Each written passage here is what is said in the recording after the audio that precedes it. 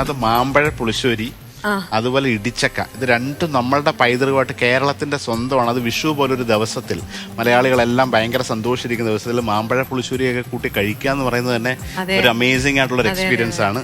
അപ്പം ഈ കുക്കിംഗ് ഇതിനെക്കുറിച്ച് ഞാൻ കേട്ടത് നേരത്തെ പറഞ്ഞ പോലെ ഈ ആന്റിയെ കുറിച്ച് കേട്ടത് എൻ്റെ ആ ഷെഫ് വഴിയാണ്. അപ്പൊ അദ്ദേഹത്തിന്റെ പുസ്തകത്തിനകത്ത് റെസിപ്പി വന്നിട്ടുണ്ട്. എന്താണ് പാചകമായിട്ട് ആന്റിയുടെ ബന്ധം? ഞാൻ ഹോം സ്റ്റേ നടത്തുന്നുണ്ട് കൊച്ചിയില്. ഓക്കെ, ഒരു 13 വർഷമായി.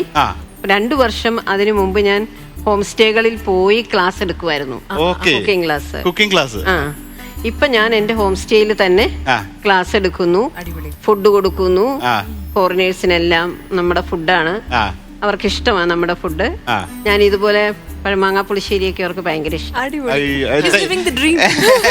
ശ്യാമേന്റെ ഏറ്റവും ഫേവറേറ്റ് ഡിഷ് എന്താ? എല്ലാരും വന്ന് കഴിച്ചിട്ട് ഭയങ്കര അമേസ് ആയിട്ട് പറയുന്നത് ഏറ്റവും നമ്മുടെ സിഗ്നേച്ചർ, ശ്യാമേന്റെ സിഗ്നേച്ചർ ഡിഷ്. എന്റെ സിഗ്നേച്ചർ ആണ് അത്, മാമ്പഴ പുളിശ്ശേരി. എന്തായാലും ഉറപ്പാണ്. ഇപ്പൊ ഇവിടെ നമ്മളെ ഷോയിനകത്ത് നമ്മളെ കാണാനൊക്കെ ആയിട്ട് വരുമ്പം ഇത്രയും വർഷമായിട്ട് നമുക്ക് അറിയാം. ഞങ്ങൾ ആദ്യമായിട്ടാണ് പക്ഷേ കാണുന്നത്. ഞാൻ ആ പുസ്തകത്തിൽ നിന്ന് വായിച്ചപ്പോൾ മുതലാണ്, എനിക്ക് 4-5 വർഷമായി ആ പുസ്തകം ഇറങ്ങിയിട്ട്. ചിലപ്പോൾ ഇവരുടെ പരമ്പരാഗതമായിട്ട് മുത്തശ്ശി വഴിയൊക്കെ കിട്ടിയ പല റെസിപ്പി, ഇതൊന്നും സ്വന്തമായിരിക്കത്തില്ല, മുത്തശ്ശി ഉണ്ടാക്കി തന്നെയാണോ? മുത്തശ്ശിയുടെ ആണോ? അതെനിക്ക് ഉറപ്പാണ്. അത് ഒരുപാട് റെസിപ്പീസ് ഉണ്ട്. എനിക്ക് ആ മാമ്പഴ പുളിശ്ശേരി ഞാൻ ടേസ്റ്റ് ചെയ്താലോ?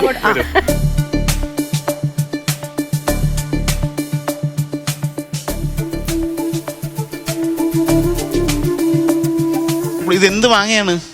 ചന്ദ്രക്കാരൻ മാങ്ങ. അയ്യോ, സമാധാനമായി. നമുക്ക് ചന്ദ്രക്കാരൻ മാങ്ങ എന്ന് കേട്ടിട്ടുണ്ടോ?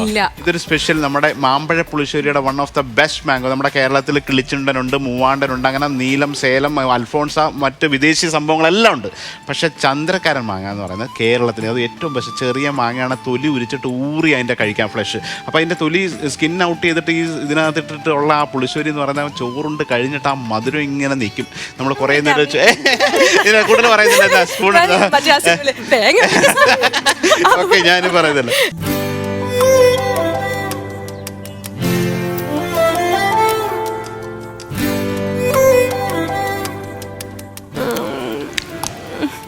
അയ്യോ, വേണമെങ്കിൽ പാക്ക് ചെയ്ത് തരണം ആന്റി. പെട്ടെന്ന് ആ മാമ്പഴ പുളിശ്ശേരിയുടെ റെസിപ്പി നമ്മുടെ പ്രേക്ഷകർക്ക് പറഞ്ഞു കൊടുക്കും. ചന്ദ്രക്കാരൻ മാങ്ങയാണ് സാധാരണ ഇതിന് നമ്മൾ ഉപയോഗിക്കുന്നത് മാമ്പഴ പുളിശ്ശേരിക്ക്. സാധാരണ വീടുകളിലൊക്കെ ചെയ്യുന്നത് ഇതിന്റെ തൊലി കളഞ്ഞിട്ട് ഇതിനെ പിഴിഞ്ഞിട്ടാണ് നമ്മൾ വേവിക്കുന്നത്. മുളക് പൊടിയും മഞ്ഞളും ഉപ്പും ഇട്ടിട്ട് വേവിക്കും. അത് പറയുമ്പോ തന്നെ വായിൽ വെള്ളം വരും. അപ്പൊ ഞങ്ങളുടെ അവസ്ഥ പറഞ്ഞു.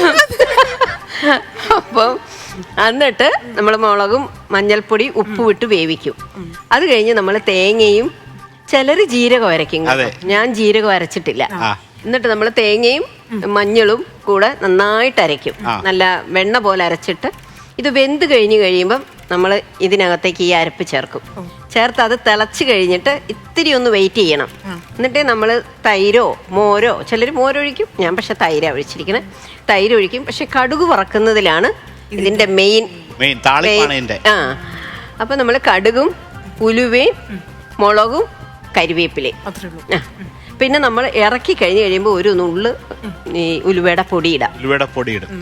നെയ്പായസം, അതാണ് നമുക്ക് അമ്പലത്തിൽ കിട്ടുന്ന ഉണക്കലരിയുടെ.